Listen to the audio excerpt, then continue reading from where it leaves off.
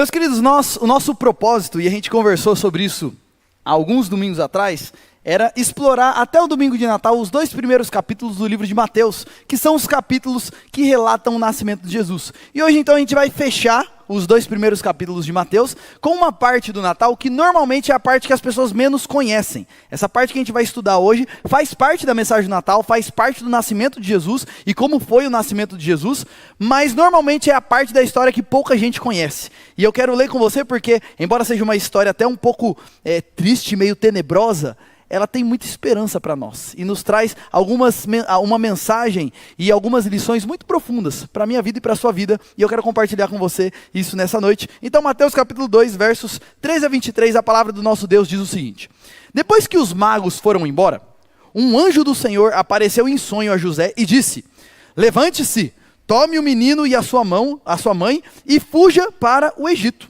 Fique por lá até que eu avise você, porque Herodes há de procurar o menino para matá-lo.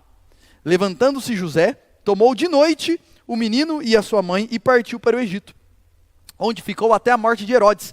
Isso aconteceu para se cumprir o que tinha sido dito pelo Senhor por meio do profeta: do Egito chamei o meu filho. Isso é uma citação do livro de Oséias, do Antigo Testamento. Vendo-se iludido pelos magos, Herodes ficou muito furioso e mandou matar todos os meninos de Belém e de todos os seus arredores, de 2 anos para baixo, conforme as informações que havia recebido dos magos a respeito do tempo em que a estrela havia aparecido. Então se cumpriu o que tinha sido dito por meio do profeta Jeremias. Ouviu-se um clamor em Ramá, pranto e grande lamento. Era Raquel chorando por seus filhos e inconsolável porque eles já não existiam.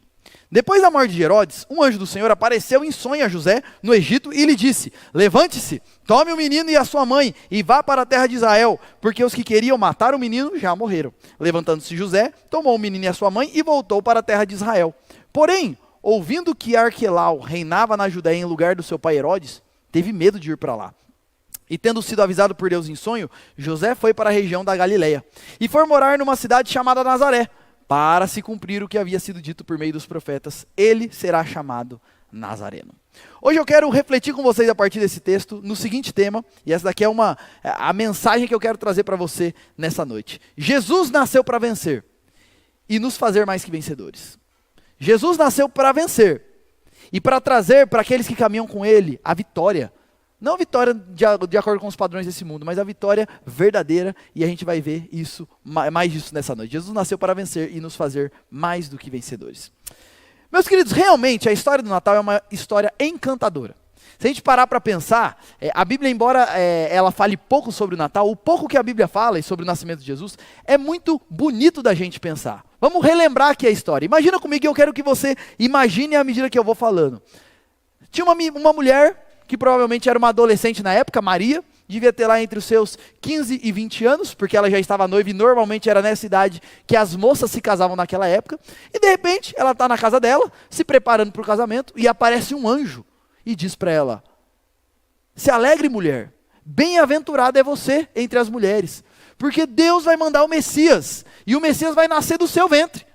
A Maria olha para ele e fala assim: mas Senhor, eu não sou casada, como é que vai nascer um bebê aqui se eu não me casei ainda?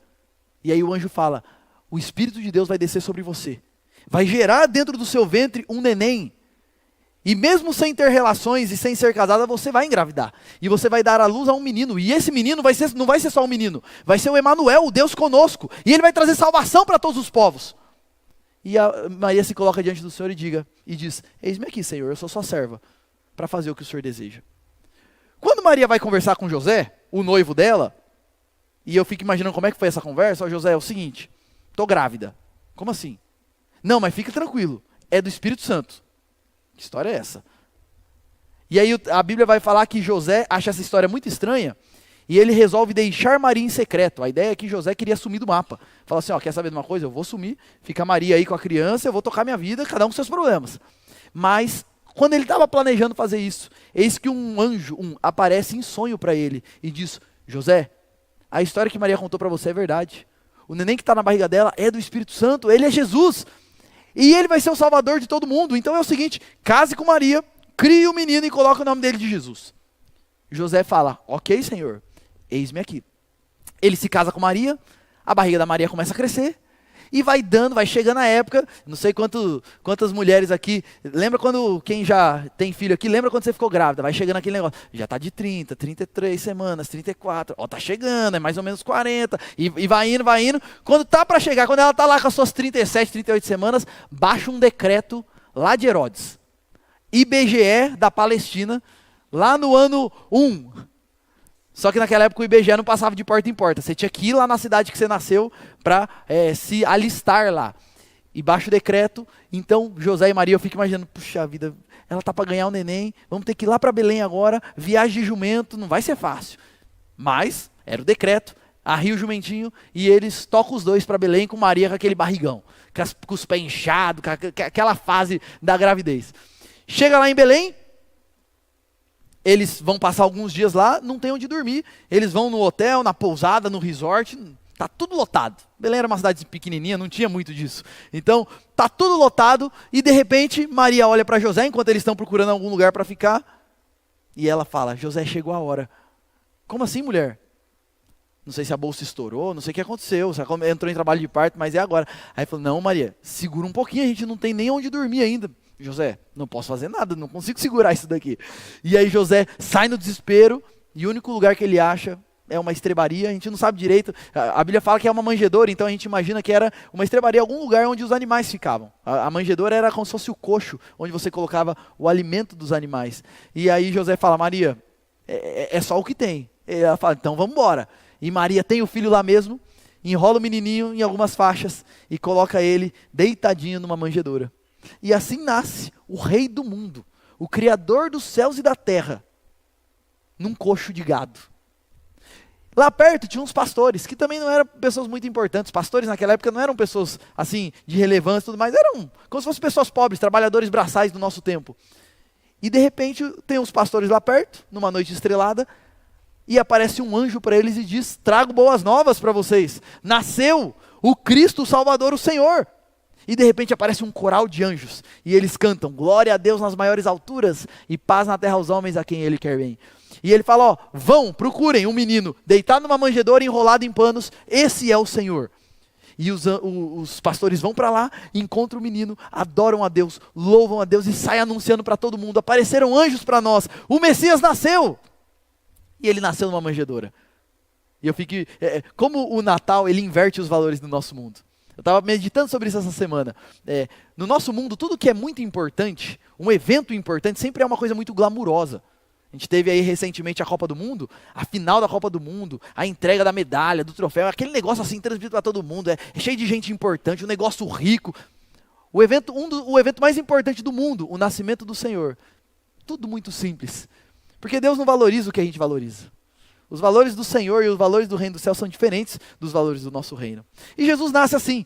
E algum tempo depois, Maria e José se estabelecem em Belém. A gente não sabe por que eles não voltaram para a terra deles, mas eles ficaram lá perto de Belém. Provavelmente porque Belém ficava mais perto de Jerusalém. E como o Messias tinha essa promessa de que ele seria o rei sobre Jerusalém, eles já ficaram por ali mesmo. E um tempo depois, a gente não sabe quanto tempo, se Jesus já estava com 6 meses, um ano e meio, mais ou menos aí entre 1 e 2 anos. Eles estão lá na casinha deles, de repente aparecem uns homens, bate na porta deles, uns homens diferentes, com assim, fisionomia diferente, um sotaque diferente, roupas diferentes, e Maria fala, pois não? E eles falam, nós somos magos, viemos do Oriente, mais ou menos 1.600 quilômetros. O Senhor tinha falado que o Messias ia nascer, e a gente viu a estrela do Messias, e a gente veio aqui adorar o Messias. E aí eles se ajoelham diante do menino Jesus, com ouro, incenso e mirra. E dão esses presentes que eram o que tinha de melhor naquela época, adorando esse Senhor. Assim foi o Natal. Só que a história continua, e o que a gente acabou de ler é a continuação dessa história. Porque a história do Natal não tem só essa parte toda bonita, mas a história do Natal, você tem o nascimento de Jesus e logo no começo, um episódio que mostra como seria a vida de Jesus. Porque Jesus nasceu e logo em seguida as pessoas já queriam matá-lo. O texto vai dizer, o texto que a gente leu, e agora eu vou entrar no texto que a gente leu hoje, que depois que os magos saíram, e pensa nisso, eu fico imaginando José e Maria receber uma visita de gente importante, recebemos ouro, incenso e mirra. Eu imagino José e Maria pensando o seguinte, rapaz, o negócio está ficando bom, hein? Esse negócio de Messias é sério mesmo. Estamos até ganhando ouro, Estamos até sem mirra, perfume, incenso. Estou gostando dessa história de ser pai do Messias. E aí, na mesma noite que os magos saem, aparece um anjo e diz: José, é o seguinte, foge para o Egito, porque Herodes vai querer matar o seu filho. Herodes vai querer matar Jesus. E eu fico imaginando, Jesus, Senhor, agora que o negócio está ficando bom, agora que eu estava já pensando aqui como é que eu ia gastar essas barras de ouro. E ele fala, não tem tempo para perder, vai agora. E o texto diz então que no mesmo dia, eu imagino isso, fazendo as malas no meio da noite, saindo na calada da noite, José pega Jesus e Maria, arria o jumentinho de novo e toca para o Egito, que era longe de lá. Aí era uma caminhada muito mais longa, fugindo de Herodes. Herodes, meus irmãos, se você estava aqui na semana passada, a gente falou isso. Herodes, ele ficou conhecido na história por ser uma pessoa muito cruel. Então, a visão de Herodes, quando os magos apareceram lá, foi o seguinte, olha, vão lá, porque o Herodes ficou sabendo que os magos estavam lá, porque os magos foram perguntar para ele, a gente ficou sabendo que nasceu o rei aí, a gente veio conhecer ele. E Herodes não estava sabendo de nada, Herodes falou assim, vão se inteirar da história, e aí depois volta aqui que eu também queria adorar esse rei. Mas as intenções de Herodes eram o seguinte, qualquer um que me ameace, eu quero acabar com ele. Quando Herodes viu que os magos não iam voltar, Herodes falou o seguinte, é? Ele ficou esperando um dia, 2 dias e etc. Não vai voltar? Esse reizinho acha que vai fugir de mim? Ele baixa um decreto. Ele chama o general do exército dele e diz, vai para Belém, e todas as cidades lá em volta, e assassine todo menino com menos de 2 anos. Pensa nisso, pensa que coisa brutal, que coisa cruel, que tragédia. Acabe com a vida deles. Provavelmente porque os magos tinham falado para eles o seguinte, olha, a estrela surgiu faz mais ou menos 1 ano, mais ou menos 1 ano e meio. Então Herodes fez a conta, faz 1 ano, então quer saber, eu vou matar com todo mundo abaixo de 2 anos. Para não ter a possibilidade desse reizinho aí sobreviver. E então ele chama o general dele e sai o exército romano, entrando de casa em casa, assassinando os bebezinhos de Belém e dos seus arredores. Que tragédia.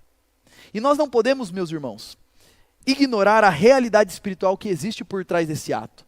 Por trás da crueldade de Herodes, está uma ação diabólica, satânica, querendo acabar com Jesus.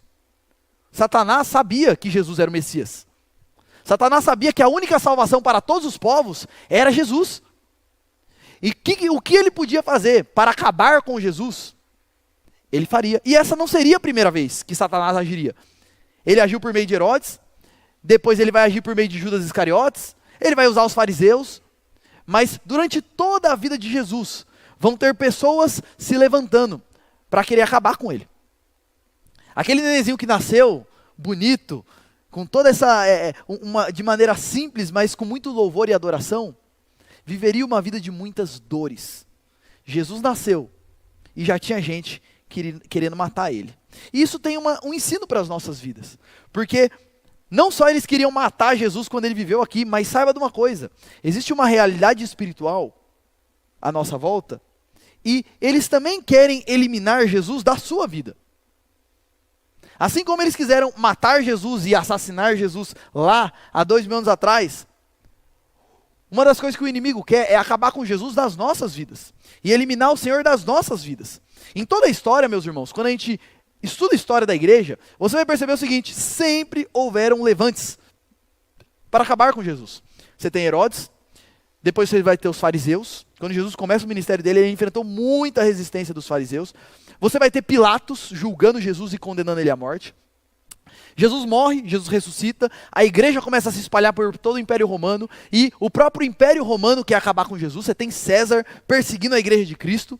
O tempo passa e você tem, por exemplo, os muçulmanos enfrentando e querendo acabar com os cristãos.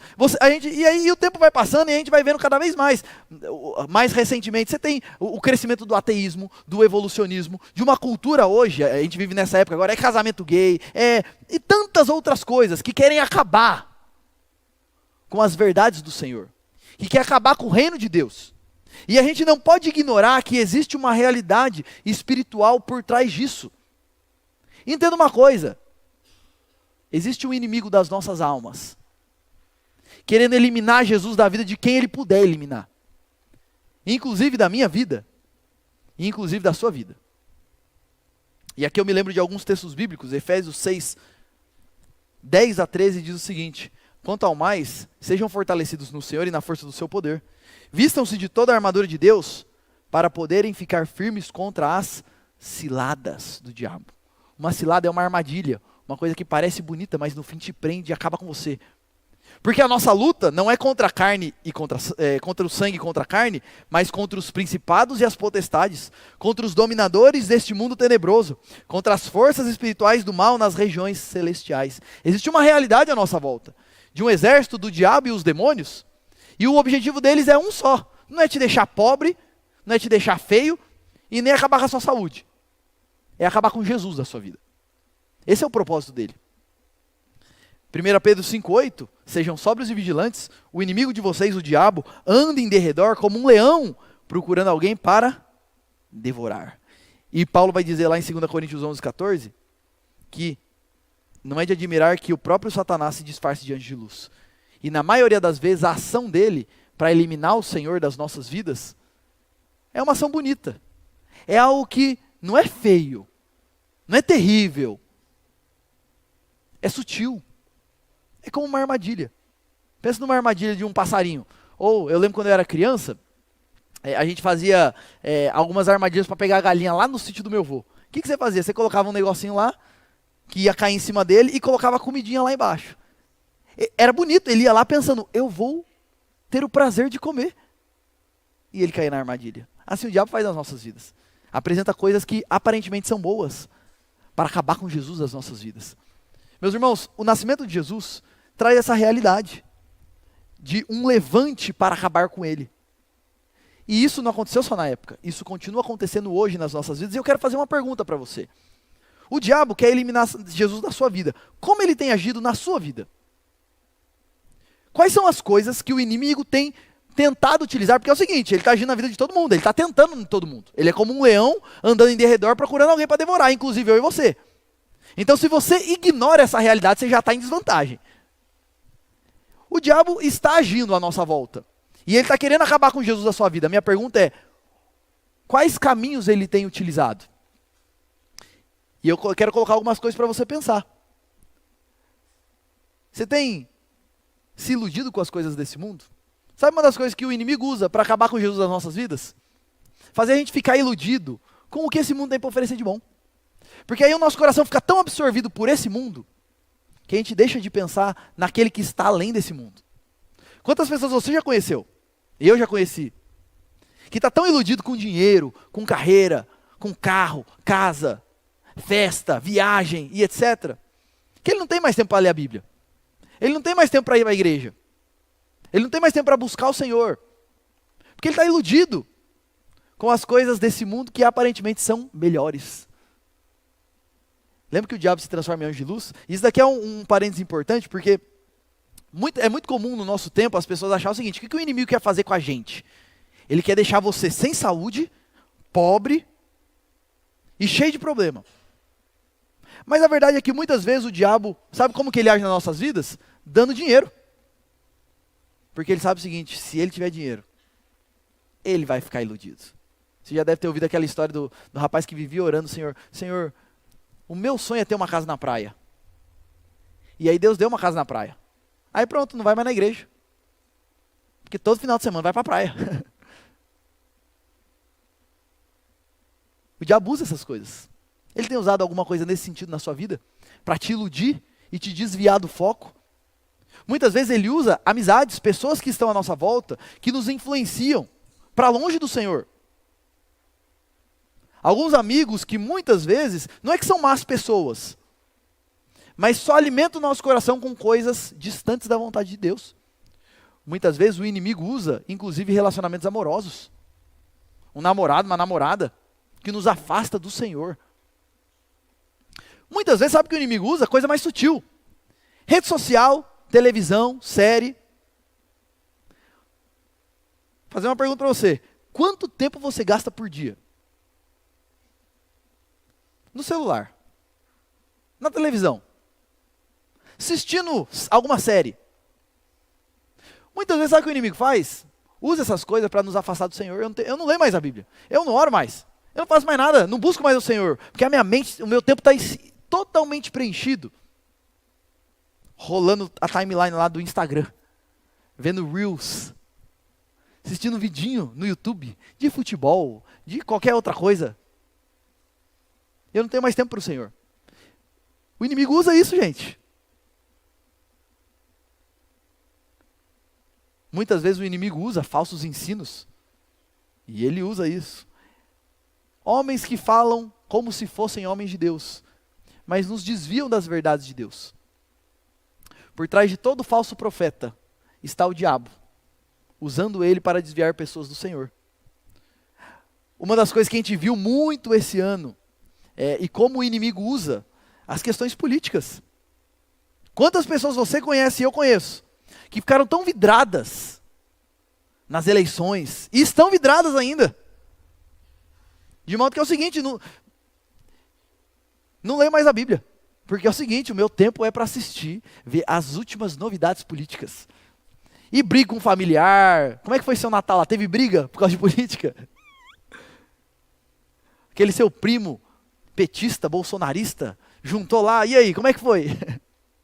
O inimigo usa essas coisas, gente, para nos afastar do Senhor, para tirar o nosso foco, para colocar o nosso coração nas coisas desse mundo e não no Senhor. O inimigo quer matar Jesus da sua vida. O que ele tem usado? Muitas vezes o inimigo usa os nossos pecadinhos de estimação. E o que é um pecadinho de estimação? Por que a gente usa essa terminologia? São coisas que aparentemente não são grandes, mas estão sempre lá. Não são coisas escandalosas que a gente faz de errado. Não estou matando ninguém, não estou usando droga, não estou pulando a cerca. Mas são coisinhas pequenininhas que estão sempre presentes, e por ser pequenas entre aspas, eu não levo muito a sério. Coisas como grosseria ou ira. A palavra bíblica é ira. Na minha casa, eu vivo dando patada em todo mundo. Mas, puxa vida, eu estou pagando todas as contas, né? Mas, puxa vida, eu falo com meu marido, o que eu tenho que fazer como esposa eu tenho feito, eu dou umas patadinhas nele de vez em quando, mas tá tudo bem, né? E a gente vai fazendo algumas concessões. A questão da imoralidade sexual, coisas que eu vejo no celular, todo mundo faz, todo mundo vê. Muitas vezes, coisas que o inimigo usa, e os pecadinhos de estimação, a preguiça. Eu tenho preguiça de ler a Bíblia, eu tenho preguiça de acordar cedo, eu tenho preguiça de fazer o que eu tenho que fazer. Preguiça de me dedicar à minha família. Enfim, uma vida totalmente indisciplinada. Quais são as coisas que o inimigo tem usado e tem tentado na sua vida para te afastar do Senhor? Alguma coisa ele tem tentado. Algum caminho, eu estou dando alguns exemplos, mas talvez seja outro. Coloquei questões familiares, por exemplo. Sua vida está tudo em ordem, mas no que diz respeito à sua vida familiar, você está meio que largando mão. Está ficando meio desleixado como esposa, como marido, como pai, como filho. Minha pergunta para você é o seguinte: o inimigo quer eliminar Jesus da sua vida. O que ele tem usado? E ele trabalha arduamente para fazer com que o Natal seja só uma data comemorativa. Para que Jesus, aquele bebezinho na manjedoura, coisa linda, etc., seja só uma coisa para você lembrar uma vez por ano aqui. Ele está trabalhando arduamente para que isso seja só uma data comemorativa na sua vida. Minha pergunta é, você está ciente disso? Você percebe o agir dele na sua vida? Você está batalhando ou você é presa fácil? Sabe qual é a presa mais fácil para o inimigo? É a presa que acha que não está numa batalha. Ele não está de brincadeira, e você? A mensagem do Natal, meus irmãos, e essa realidade da perseguição sobre Jesus logo que ele nasceu, traz essa realidade espiritual para nós. Jesus nasceu e as pessoas queriam matar ele. Nas nossas vidas a mesma coisa. Jesus nasceu. E eu não sei quanto tempo faz que Jesus nasceu para você. Que essa é uma mensagem real para você. Não sei se você já se rendeu a Jesus desse jeito. Mas a verdade é o seguinte, se você não se rendeu ainda, o inimigo vai fazer de tudo para você não chegar lá. E se você já se rendeu a Jesus, ele vai fazer de tudo para que Jesus vire só um detalhe. Como ele tem agido na sua vida. Mas a história continua. A história não é só Herodes tentando matar Jesus. Mas esse texto também nos mostra como que Jesus nasceu. E embora ele nasceu para ser perseguido de fato, ele nasceu para vencer. Porque o texto vai continuar dizendo o seguinte: José se levanta, pega Jesus e foge para o Egito. De fato, acontece aquela tragédia ali e muitos bebês morrem, muitas crianças morrem. Mas Jesus não. Jesus foge para o Egito. E quando ele está lá no Egito, ele passa um tempo lá no Egito. E quando Herodes morre, lá em Belém, lá na região da Judéia, né, em Jerusalém, um anjo aparece para José e fala, pode voltar, que aquele que queria matar o menino já morreu. José se levanta, arria o jumentinho de novo, a gente não sabe quanto tempo eles ficaram no Egito, mas ele arria o jumentinho de novo para voltar para Belém. Só que quando ele está voltando para Belém, ele fica sabendo que quem está reinando agora é Arquelau, que é filho de Herodes. E Herodes tinha vários filhos, e dentre os filhos dele, Arquelau era o filho mais cruel que ele tinha, é o filho que seguia o pai, sabe? Aquele filho que era ruim igual o pai. A gente vê algumas vezes assim, né? Aquele ali é ruim igualzinho a mãe dele, igualzinho o pai dele. Esse era Arquelau. E quando José fica sabendo que era Arquelau que estava lá, ele fala assim, quer saber de uma coisa? Vamos voltar lá para nossa regiãozinha, para nossa Galileia lá, vamos lá para Nazaré, porque aí a gente foge do perigo de vez, e o texto vai dizer que eles vão parar lá em Nazaré, e Jesus, então vai para Nazaré e Jesus é criado em Nazaré. E aqui, só que, por trás desse texto, é muito interessante como que Mateus explica essa história.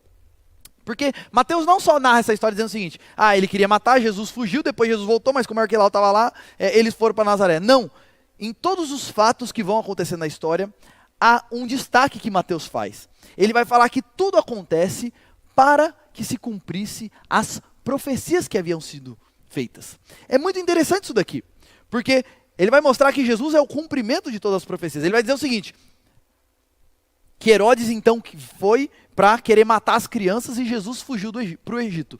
E aí o texto vai dizer o seguinte, sabe por que Jesus fugiu para o Egito?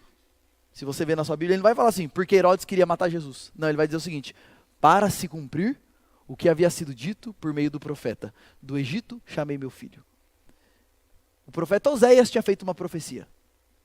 Que Jesus, ele seria um tipo de Israel, e assim como aconteceu com Israel, que Israel foi para o Egito e ficou exilado no Egito por um tempo, para fugir da fome, para sobreviver, mas depois ele foi liberto do Egito, assim seria com Jesus também. Ele iria para o Egito, fugindo de um perigo, e depois de um tempo ele voltaria. Não aconteceu, e o meu ponto é dizer o seguinte, isso não aconteceu, Jesus não foi para o Egito porque Herodes queria matá-lo. Jesus foi para o Egito para se cumprir uma profecia, Deus disse que assim faria.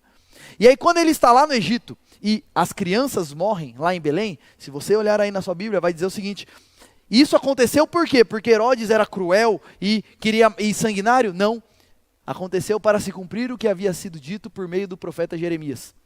Houve-se um clamor em Ramá, é Raquel chorando pelos seus filhos. Um cumprimento de uma profecia. Existiria um episódio na história, onde Raquel aqui é uma figura das mães de Israel, elas chorariam pela morte dos seus filhos. Mas, se você continuar lendo a profecia, mas elas não chorariam para sempre, porque Deus traria salvação. E aí o texto vai dizer que, quando ele estava lá no Egito, depois que ele passou esse tempo no Egito, ele ia voltar para Belém, e porque Arquelau subiu ao poder, ele foi para Nazaré. E se você lá na Bíblia, ele fala o seguinte, por que ele foi para Nazaré? Porque Arquelau era um homem mau? Não, para se cumprir o que tinha sido dito por meio do profeta. Ele será chamado Nazareno.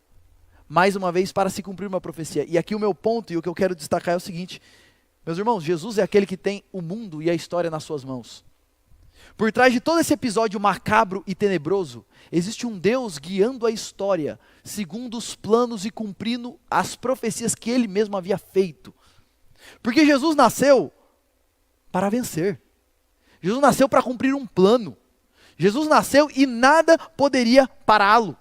E por isso o Senhor providencia, em todo esse caminho, ele providencia o que José e Maria iam precisar. Eu não sei se você já parou para pensar nisso, mas uma coisa que eu estava lendo essa semana, Jesus foi para o Egito. Como é que eles se sustentaram no Egito? Como é que eles chegaram lá e se estabeleceram?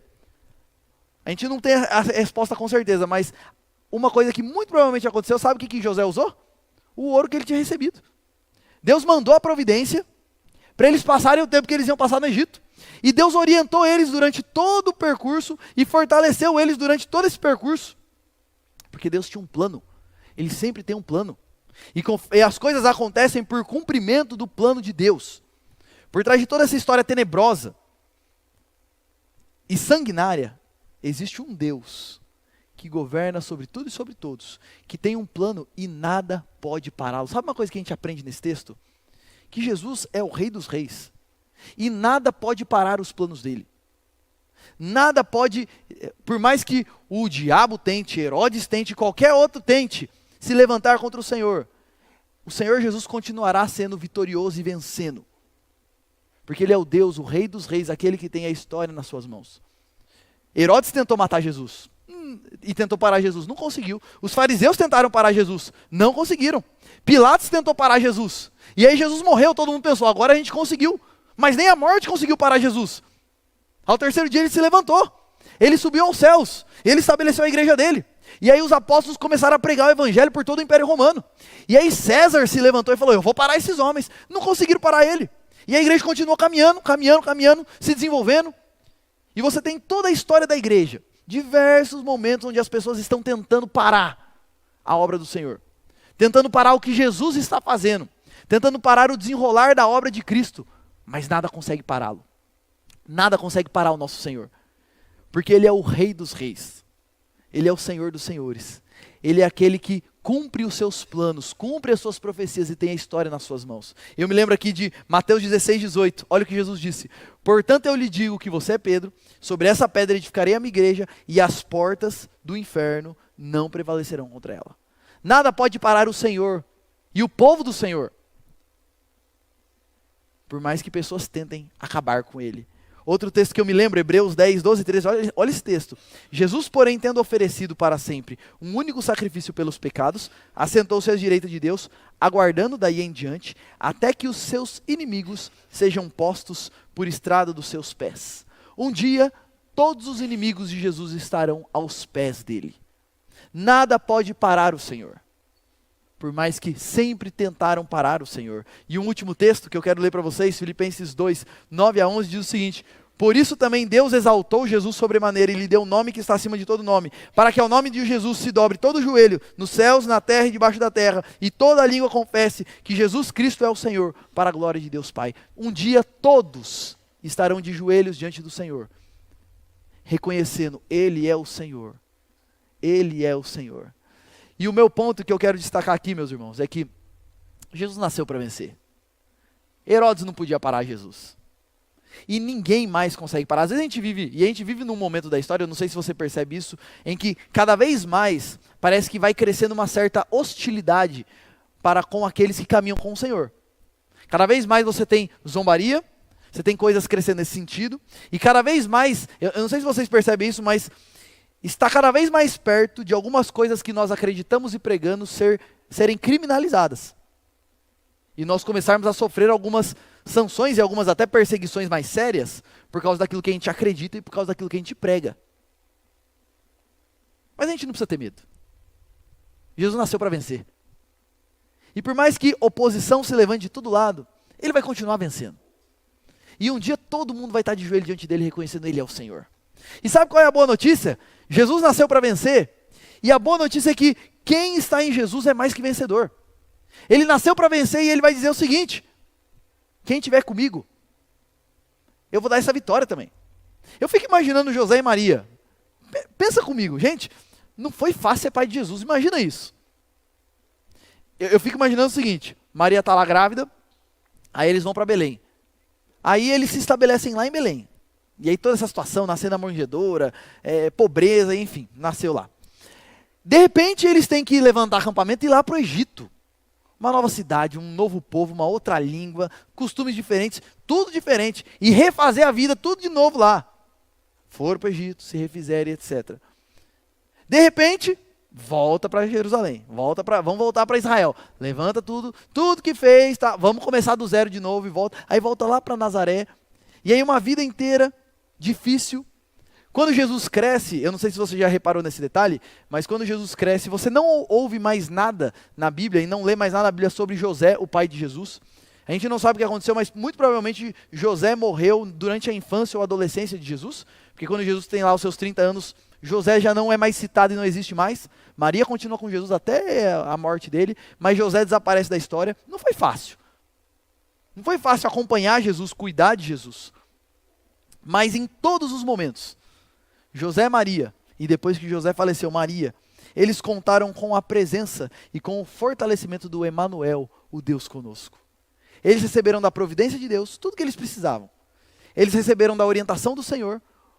Percebe que o anjo ia aparecendo e ia mostrando para José o que eles tinham que fazer. Deus foi orientando eles. E eles receberam do fortalecimento do Senhor. E esse texto me ensina isso, que quem está em Cristo, meus irmãos, é mais que vencedor. Jesus nasceu para vencer e quem está com ele vai vencer também. E isso a gente vê em vários textos da Bíblia. Romanos 8,37. Em todas essas coisas, porém, somos mais do que vencedores por meio daquele que nos amou. Jesus disse, eis que eu estarei convosco todos os dias, até o fim dos tempos. E Filipenses 1,6. Eu estou certo de que aquele que começou a boa obra em vocês, há de completá-la até o dia de Cristo. Jesus nasceu para vencer e quem está com ele, ele vai garantir até o fim também. Só que, e aí é importante dizer aqui, que quando a gente fala que quem está em Cristo é mais que vencedor, isso não tem a ver com prosperidade e tranquilidade. Isso aqui não tem a ver com o seguinte, em Cristo eu sou mais que vencedor. Então 2023 é o ano de eu comprar a minha Hilux. Porque em Cristo eu sou mais que vencedor. Eu vou vencer essa prova. Não, 2023 é o ano que não vou ficar doente. Não. Quando a Bíblia fala da gente ser mais que vencedor em Cristo, não tem a ver com uma vida tranquila aqui na terra. E também não tem a ver com uma vida próspera aqui na terra. O próprio nascimento de Jesus nos mostra isso. Ele teve prosperidade? Não. Mas ele foi mais que vencedor. Ele teve tranquilidade? Não. Mas ele foi vencedor. Essa vida de vitória em Cristo não tem a ver com conforto, mas tem a ver com outras coisas. E eu quero citar algumas questões que nós temos, a vitória que nós temos em Cristo. Primeiro, vitória sobre os nossos pecados e transformação no Senhor. Deixa eu fazer uma pergunta para você. Quais são os seus pecadinhos de estimação que eu citei lá? Quais são as coisas contra as quais você luta? Eu quero te dizer uma coisa, em Jesus você consegue vencer. Jesus nasceu para a gente ser mais que vencedor. Jesus nasceu para que a esposa que é briguenta vire um doce. Para que o filho que é preguiçoso se transforme num trabalhador. Para que o marido enrolado desenrole. Para que o pai irresponsável se transforme numa pessoa responsável. Para que o jovem que luta contra a imoralidade consiga viver uma vida santa. Em Jesus nós somos mais que vencedores, isso tem a ver com vitória sobre as nossas próprias falhas morais. Porque Jesus nasceu e morreu para perdoar os nossos pecados e nos dar uma nova vida em Cristo. Em Jesus é possível um ex-viciado, um ex-assassino, um ex-homossexual, um ex qualquer coisa que você pode imaginar. Porque ele nasceu para nos dar vitória sobre os nossos pecados. E eu quero fazer um desafio para você. Quais são as coisas na sua vida que você sabe que você precisa mudar? O meu desafio é 2023, agarre em Jesus e lute contra isso.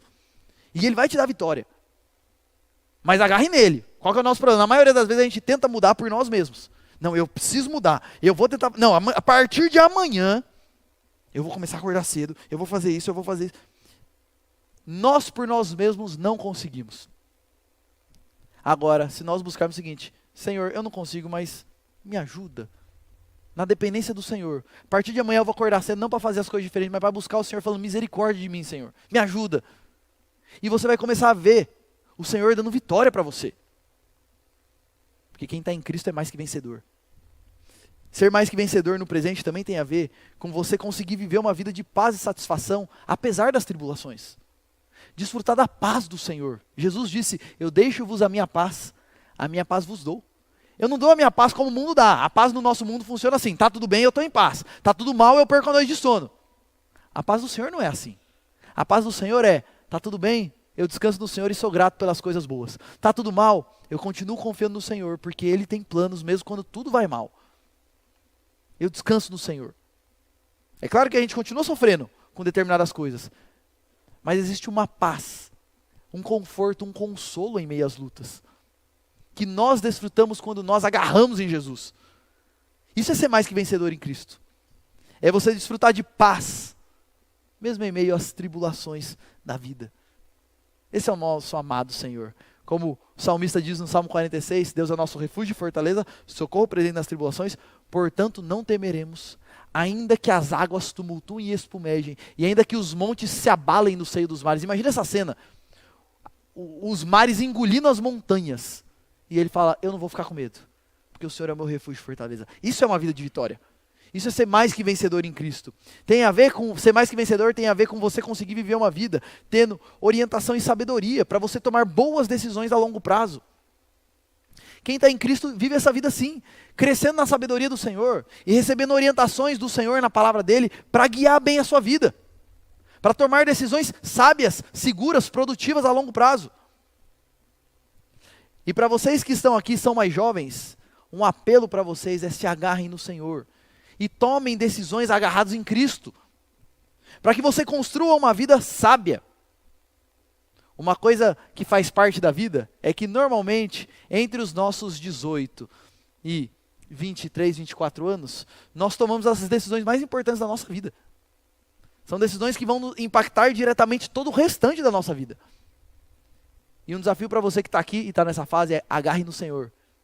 E viva essa fase da vida e tome as decisões da vida, agarrado nele, buscando orientação e sabedoria dele para você ser mais que vencedor. E viver uma vida sábia, segura, boa a longo prazo, com sabedoria no Senhor. Isso tem a ver com ser mais que vencedor, tem a ver com você ver Deus transformando o mal em bem na sua vida. Sabe uma coisa que acontece quando a gente agarra em Jesus e vive a vida com Ele, servindo a Ele, amando a Ele e buscando a orientação nele? Nós vamos vendo as coisas terríveis que acontecem nas nossas vidas e Deus fazendo nascer coisas boas dali. Algumas coisas que são horríveis e a gente olha para trás e fala: como Deus me abençoou por meio desse negócio horrível. Isso é ser mais que vencedor. É você ver Deus transformando o mal em bem. É você ver Deus te usando para abençoar e impactar outras vidas. Isso é viver uma vida vitoriosa. Jesus nasceu para vencer e para nos dar essa vitória também. E no futuro, ser mais que vencedor também tem uma questão futura. Eu ter o perdão dos meus pecados e a certeza da vida eterna. Jesus vai voltar um dia. E se eu estou nele, eu vou participar desse novo mundo que Ele vai construir. Eu sou mais que vencedor em Cristo. Eu tenho a esperança da vida eterna. E assim como Ele venceu até a morte em Cristo, eu também vou vencer. Isso é ser mais que vencedor em Cristo. Quem está em Cristo é mais que vencedor.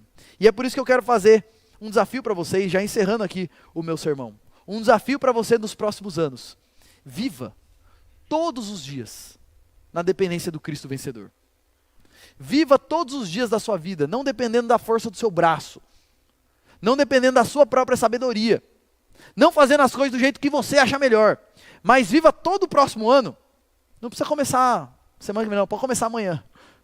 Viva toda a sua vida a partir de hoje, na dependência desse Cristo que é o Cristo vencedor.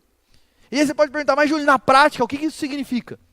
O que significa, como viver, o que é viver uma vida de dependência do Senhor na prática?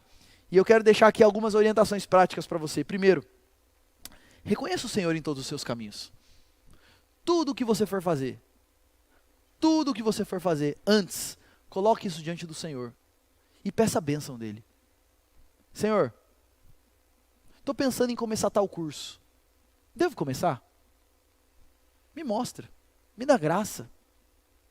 Senhor, estou pensando em fazer isso. Isso vai ser bom ou ruim para minha família? Senhor, como marido, o que eu tenho que mudar? Traga Jesus para o seu dia a dia. E reconhece-o em todos os seus caminhos. Você que é jovem, está de olho numa menininha? Senhor, e aí, o que o Senhor acha? É uma mulher do Senhor para mim? Me dá orientação, me dá graça. Você que está na fase de estudar: Senhor, me ajuda a ser um estudante melhor, me ajuda a estudar mais. Me ajuda a entender melhor as coisas. Esse negócio de cálculo não entra na minha mente, me ajuda. Meus irmãos, Jesus não é só uma coisa que tem a ver com a nossa vida religiosa. Jesus tem que ser algo que tem a ver com toda a nossa vida, em tudo. Reconheça o Senhor em todos os seus caminhos. No seu trabalho, peça graça ao Senhor. Na sua família, peça graça ao Senhor. Para você que tem filho, peça graça todos os dias para criar os seus filhos. Você que tem que tomar decisões, peça graça. Dependa do Senhor, reconheça-o em todos os seus caminhos. Uma outra atitude prática é: comece todos os seus dias buscando ao Senhor. Faça disso a primeira coisa que eu faço no meu dia. Eu acordo e antes de fazer qualquer coisa, eu separo pelo menos uns 10, 15 minutos para ler a palavra do Senhor e orar a Ele. Apresentando aquele dia diante dEle, pedindo a graça dEle. Isso é depender de Deus. É você fazer isso, e Lutero dizia isso, que todo cristão deveria, pelo menos, como a última coisa a fazer no dia, e a primeira coisa a fazer no dia e a última coisa a fazer no dia, dobrar os seus joelhos e falar com Deus. Isso é viver na dependência do Senhor. E esse é um desafio para você. Comece todos os seus dias buscando a Deus e colocando a sua vida diante do Senhor. Outra orientação prática para você, como viver na dependência desse Cristo que é mais que vencedor. Durante a vida, conforme a vida vai acontecendo, faça breves orações. O que eu quero dizer com isso? Sabe aquele momento que você está lá no seu serviço? E aí vem aquele rapaz lá, pedir alguma coisa para você, que é o seguinte, é um mala, que sempre arruma confusão. Quando ele aparece lá, onde você está, fale com o Senhor, Senhor, me dá paciência e sabedoria. Viva a sua vida fazendo breves orações conforme a vida acontece. Está lá, o seu filho está tirando a sua paciência. Senhor, me dá paciência, me ajuda aqui, que eu estou com vontade de esmagar. Eu estou passando por essa fase de vez em quando.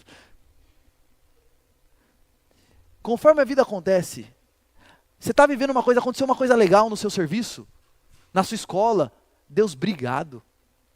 Deus, muito obrigado. Viva a sua vida na dependência do Senhor. Alguém está falando alguma coisa com você que só de ouvir já está te dando gastura? Enquanto a pessoa fala, ora, Senhor, me dá sabedoria para responder. Viva a sua vida na dependência do Senhor. Isso envolve também, conforme a vida vai acontecendo, você ir orando e fazendo breves orações enquanto as coisas acontecem. Outra orientação prática para você é, e quando acontecer coisa ruim, nos sofrimentos que vão acontecer, até Jesus voltar, essa vida é sofrimento, gente, é assim mesmo. Entregue ao Senhor as suas questões, confie e descanse nele.